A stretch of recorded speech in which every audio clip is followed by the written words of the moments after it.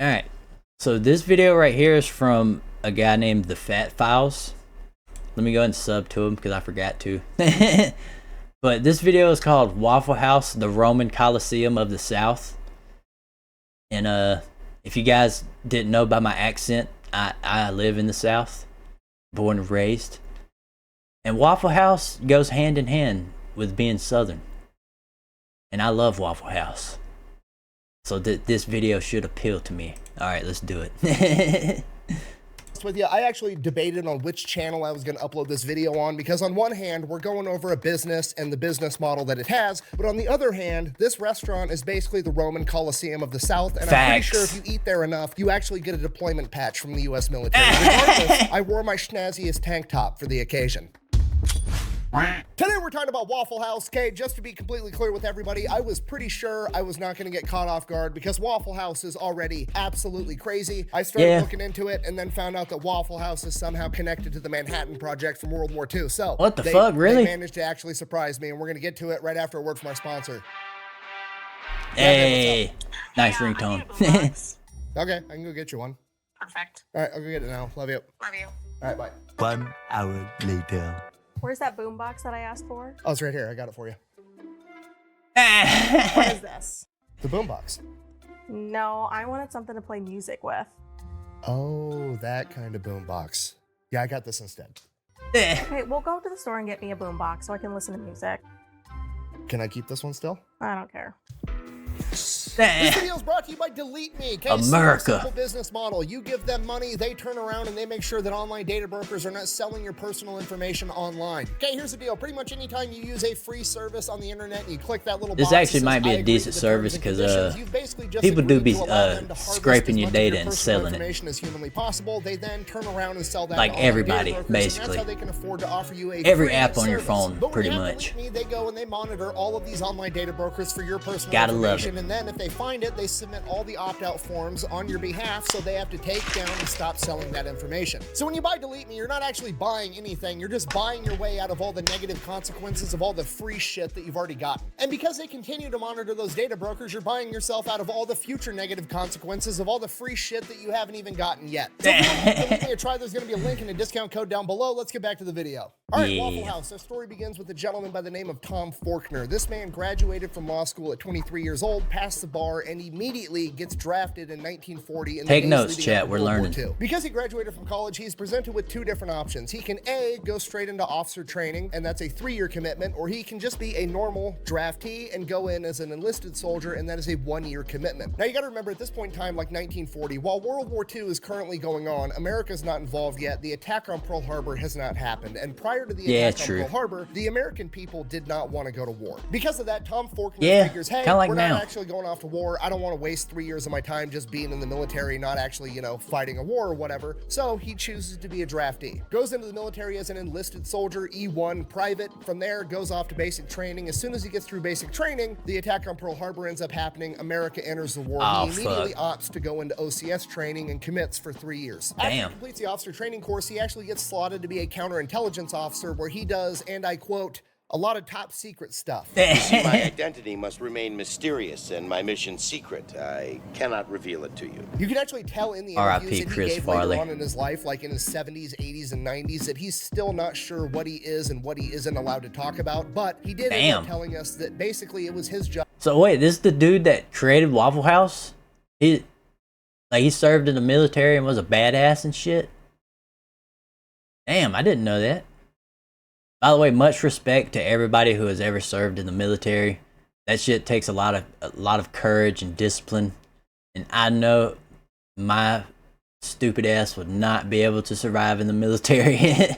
So thank you guys for protecting people like me. Just wanted to say that.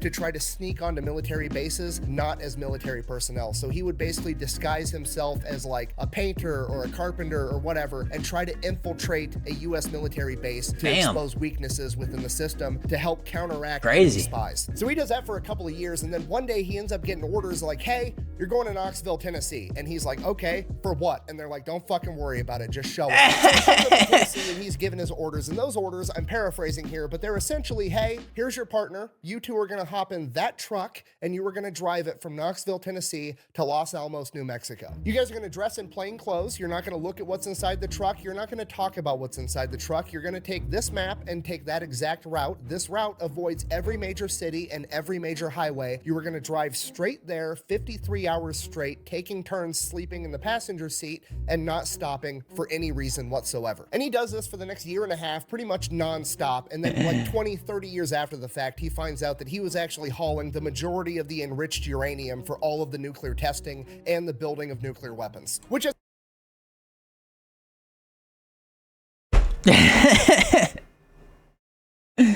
Imagine doing that and then finding out that you were transporting uranium the whole time and you basically caused nukes to drop without knowing. Yeah, that would probably fuck you up a little bit, honestly. I don't know. as we all know, brings about the end of World War II, at which point he gets out of the military, moves back home to Atlanta, Georgia, starts helping his dad out with his real estate agency. Now he does that for... So without a femboy, I'm nothing. I currently have no femboys. I'm struggling right now. Send prayers. All right, big prayers to you, big dog. Just go on Twitter. You'll find them. I promise you. About 10 years, and during this time, he ends up selling the house right next door to his to another guy by the name of Joe Rogers, and they pretty much become best friends. Joe Rogers was also an Army veteran. He was actually a pilot that flew B-24s in World War II. When Joe... Hey, what's up, Neuro? How's it going? got back home after the war, he did not want to go off to college, so he actually just took the first job that he was offered, being a short order cook at a now defunct restaurant chain known as Toddle House. He worked his way up, becoming a restaurant manager, then eventually becoming a regional manager. And then one day, his neighbor and best friend, Tom Faulkner, real estate agent, always looking for the next investment, comes to him and is like, hey, I'm thinking about opening up my own restaurant. I can get the real estate deal going on that side. I just wanted to know, like, if I opened up and bought a franchise of Toddle House, would you be willing to run it for me? Now, at this point, it's like 1954, 1955. Joe Rogers has a ton of experience inside the restaurant industry, and he basically tells his best friend, like, hey, don't open a Toddle House. You should start your own thing. Toddle House's business model isn't that great. If you start your own restaurant, I will help you run it. He then goes off on vacation with his family, and by the time he comes back, Tom Faulkner has already bought the real estate and comes to Rogers and is like, cool, what's the business we're starting? Where's Pancake's house? What? We stop at Pancake's house. And within the span of like 6 months, the very Pancake's house. there is not a Pancake's house. There's an IHOP. But dude, that the Waffle House basically looks the same, except the logo's different. But you see how big it is? Like, that's about how big they are. They are very small diners. I'm pretty sure he'll probably get into that when he describes it. First of what is now the legendary restaurant chain of Waffle House opens. And Waffle House is legendary probably for all the wrong reasons. I mean, even if you've never been to a Waffle House, you've heard about Waffle House because, well, I mean, Kid Rock got in a fight there. You've got the viral... Look, if you haven't heard of Waffle House, pretty much it is just like it's hard to describe. I'll just let him describe it. Basically, just know if you go to Waffle House and your cook is outside smoking a cigarette, you're about to have the best fucking waffle and hash browns you've ever had in your life. That's all I'm gonna say. Waffle House cook known as the last chairbender. Or black and mild. There's an entire sub... Oh yeah, Neuro, it's an American Southern thing. They're not even everywhere in America. It's just like Southern US. But we learning about it right now. We learning. But that was the chair girl. Let's see that again. I mean, even if you've never been to a Waffle House, Ultra you've Instinct heard about chair Waffle girl. House because, well, I mean, Kid Rock got in a fight there. You've got Haley Booth, the viral Waffle House cook known as the last chairbender. There's entire subreddits and YouTube channels almost exclusively dedicated to all the fights that break out at Waffle House. I remember the first time I went to a Waffle House, I stretched first, I grabbed a GoPro, I was ready to yell World Star, nothing Nothing exciting happened. I just had delicious breakfast at like 3 o'clock in the morning. Yep, which is probably that's usually what 99% happens. of people's experiences, because despite all of the negative PR, Waffle House makes a ton of money and has an incredible business. I'll tell you right now, if you ever do visit the US or go to Waffle House, my recommendations are a waffle with pecans in it, cooked into it. That shit slaps. Also, the patty melts are good, which is basically just a burger on Texas toast with cheese. That shit slaps. And also, you can get hash browns with onions, ham, and cheese in it. And it's the greatest shit on earth. I promise you that. But those are my three, those are cheese 3 Waffle House recommendations if you ever do come here. Model. Okay, Waffle House had about $1.4 billion in revenue last year, which is about $650,000 per location. And when you take into consideration that each Waffle House is absolutely tiny, that's really impressive. Out of their 2,100 tiny Waffle House locations, their yearly stats are 58 million cups of coffee, 124 million waffles, 153 I didn't know they did that much business. 272 million eggs, which is about 2% of all the eggs consumed in the United States of America, and 85 million strips of bacon. Yes, I did the math. That is about 8,000 miles worth of bacon. I worry what you just heard was, give me a lot of bacon and eggs. What I said was, give me all the bacon and eggs you have. So Waffle House is obviously doing something right. What exactly are they doing? Well, it all comes down to their business model and their branding. Now, with the Waffle House branding, all the negative PR about fights always breaking out at Waffle House, in a way, has actually helped them out a ton, because Waffle House, by and large, is pretty much a regional chain. It's primarily down in the South. Yet, there you go. There's a map of where the Waffle Houses are. Wait, there's some in Arizona and Colorado and shit? I didn't know that. There's some up north? What the hell? I thought the Waffle House line was like right here, honestly. Like right here should be the Waffle House line. But I guess I don't know what I'm talking about. But yeah, there's where Waffle Houses are in the US.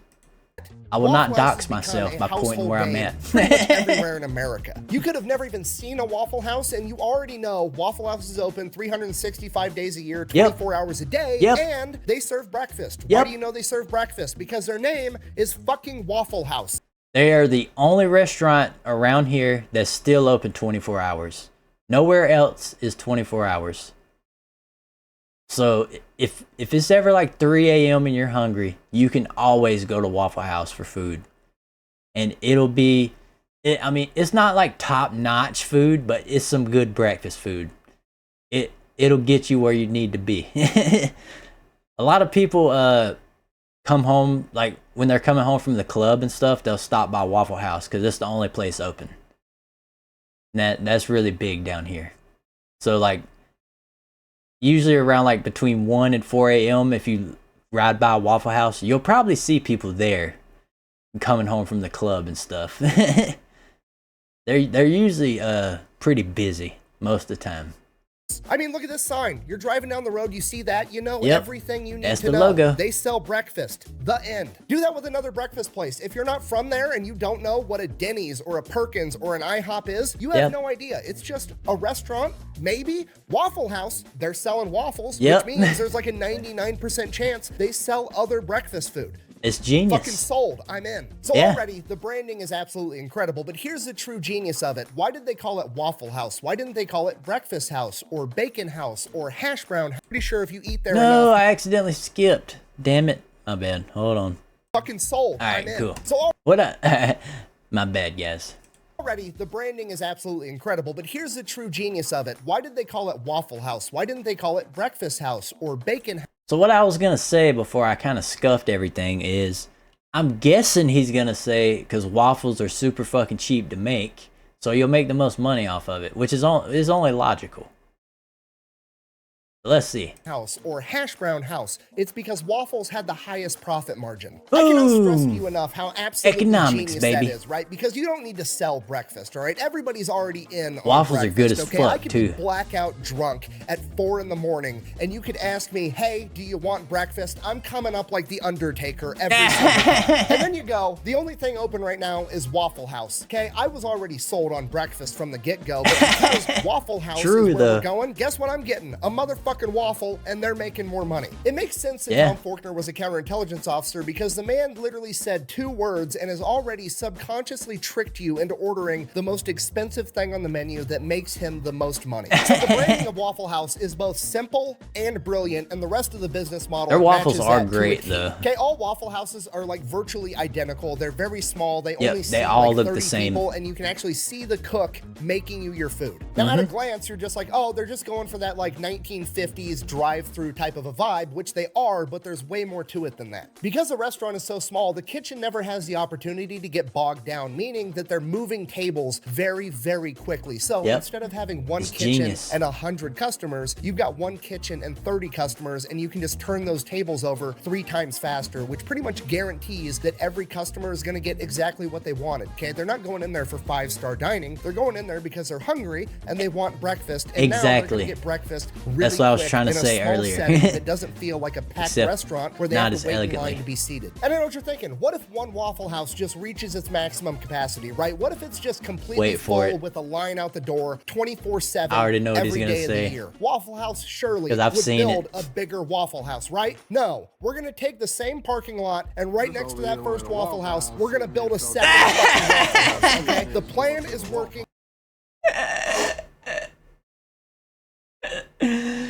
I knew he was gonna say that because it's like this where I live. Like there's a Waffle House. There's 2 Waffle Houses literally across the street from each other. That's so genius though, dude. Like, don't change it, just build another one. Fuck it.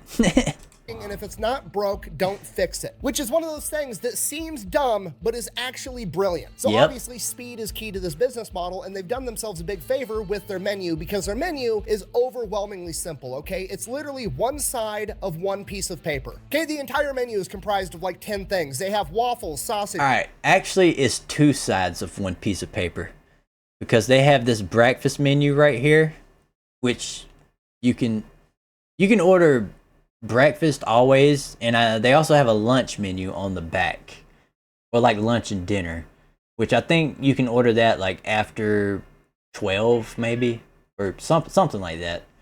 But they also sell they also serve steaks and hamburgers and stuff like that for lunch. So it's not just one side, it's a 2-sided menu.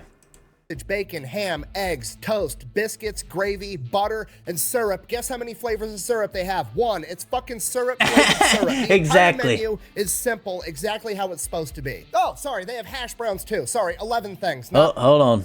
I gotta go back to that.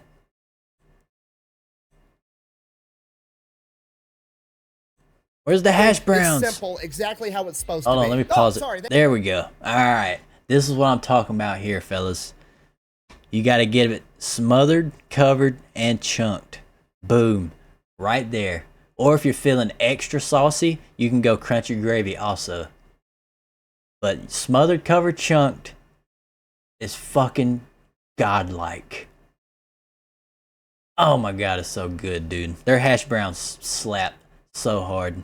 They have hash browns too. Sorry, 11 things, not 10. Anyways, moving on. Another reason they do so good is they actually might be the best fast food chain when it comes to taking care of their employees. They pay them higher than average. They have super flexible Yeah, they do schedules, pay and they're pretty one good, of, actually. if not the only fast food chain that actually offers all their employees healthcare and dental insurance. W. And I know what you're thinking. You're like, okay, but really, how good are they actually treating the Waffle House employees? I got the one stat that's everything you need to know, okay? Waffle House treats their employees so well that employees are willing to commute into into a natural disaster to work at a different Waffle House when the occasion arises. Yeah. Waffle House is open 24 hours a day, 365 days a year, and they fucking mean it, okay? Whenever there's like a hurricane they're never coming closed. or some type of impending natural disaster, they're Waffle House never organizes fucking what closed. they call a jump team, a bunch of Waffle House employees from a different region that's going to be unaffected because they know that their local employees are going to be busy taking care of their own family and their own houses during a hurricane, so they bring in teams from outside the region It's very to work smart, inside though. of a natural fucking disaster, and they're willing to do it.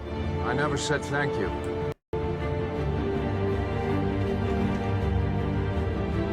And you'll never have to. Okay, McDonald's can barely get their employees to show up on a good day, and Waffle House has employees volunteering to commute into a fucking hurricane to make breakfast. And this is the most impressive part of the business because Waffle House has the best logistics and preparedness of any company I've ever seen ever. The only entity that beats them in logistical capacity is the United States military. Waffle House is literally ready for absolutely anything. Every single Waffle House has the playbook inside of it that details exactly how the staff is supposed to handle literally any type of emergency or situation that could possibly arise. And if for some reason the situation comes across that isn't in that playbook, after it happens, they immediately add it to the playbook. It covers tornadoes, hurricanes, floods, a hole in the roof from a branch falling, a car driving into the restaurant. You can drive a car into Waffle House and they're still planning on staying open. The playbook has detailed plans for every type of disaster for what the local employees, while they're not working, should go home and do to make sure that their house and their family are safe as well. Every single Waffle House has a backup generator. The stovetop, it runs on propane, and they have a bunch of extra propane tanks on hand. Flashlights, candles, batteries, backup water. They have a special menu of what they're able to serve when the water is out and they're running on reserve water. When a Waffle House location is going to be in a disaster area, that Waffle House stocks up on extra food, and then all of the neighboring locations in the unaffected area also stock up and stage food there to get them more food when they need it. If Waffle House is a standing structure, they know how to run a business, dude. Breakfast come hell or high water. And it's just breakfast food. I'm not leaving. I'm not fucking leaving! Waffle House is so good at this that FEMA uses them to gauge how bad natural disasters really are. Yes, Holy FEMA, shit. the Federal Emergency Management Agency, literally uses the Waffle House Index to gauge how bad a disaster is. That's wild. If green, Waffle House is running as normal. Yellow, Waffle House is using the backup generator or having to use an altered menu. Red, Waffle House is closed. People are probably already fucking dead by that point. Yeah, because that's the only time Waffle House is going to close. Okay, the fact that the federal government, probably the most powerful entity on the planet, maybe ever, looks at a chain of restaurants and is like, man, if Waffle House is closed, we need to mobilize the National Guard is fucking crazy. Now, maybe you guys are thinking the same thing I was at this point in my research, and I'm like, man, I need to invest in this company. I need to see if I can open up my own Waffle House franchise. This company's awesome. And this is where the bad news comes in. I mean, technically you can franchise a Waffle House, but most of us probably can't. The company is privately owned. It's not on the stock market. It's still owned by the families of the original two founders. And while they do allow franchises, they are super picky about who they let buy in to have a franchise. That's why the company's running so good. They didn't go public. They don't have shareholders. They don't have shareholders to please. They can do what the fuck they want because it's their business. Sometimes it's good not to sell out, guys. A little food for thought. Franchise, and they make it very, very expensive to buy in to make sure this is actually what you want. And while that is unfortunate, I think it's actually kind of awesome. It's a company that actually has morals and cares about their image. Yeah, that's what I'm saying. saying. About next quarter's profits. Exactly. Okay? It's a company that has committed themselves to making breakfast under any circumstances, and they're gonna see that through till the very end. That's why we love them. Probably make way more money by just selling franchises and letting whoever the fuck throw up a Waffle House. And now for the fairy tale ending, Joe and Tom worked together as best friends for 62 years to build Waffle House into what it is today. They both passed away at the ages of 97 and 98, and now Waffle House and their legacy lives on as that company is still being operated by their kids. And that is the American dream. Good on Get them. together with one of your best friends. I hope pick a they do goal, good even with if it. it's something as simple as serving breakfast to people, and never let anything get in between you and achieving your goal. Even hurricanes and floods and natural disasters, apparently. Work with your best buddy for 62 years straight, and then die together and hand it off to your kids. In conclusion, Waffle Beautiful House is story. the most American company ever, and that's why I love it. Thank you for watching. Best way to support the channel is go buy some merch over at thefatelectrician.com. Quack bang out. That's a good video, a little history lesson on Waffle House. If you guys enjoyed that one, I'll drop it in chat if you want to go give it a like.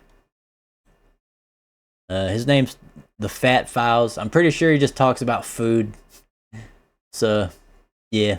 If you're watching this on YouTube, goodbye guys. Until next time.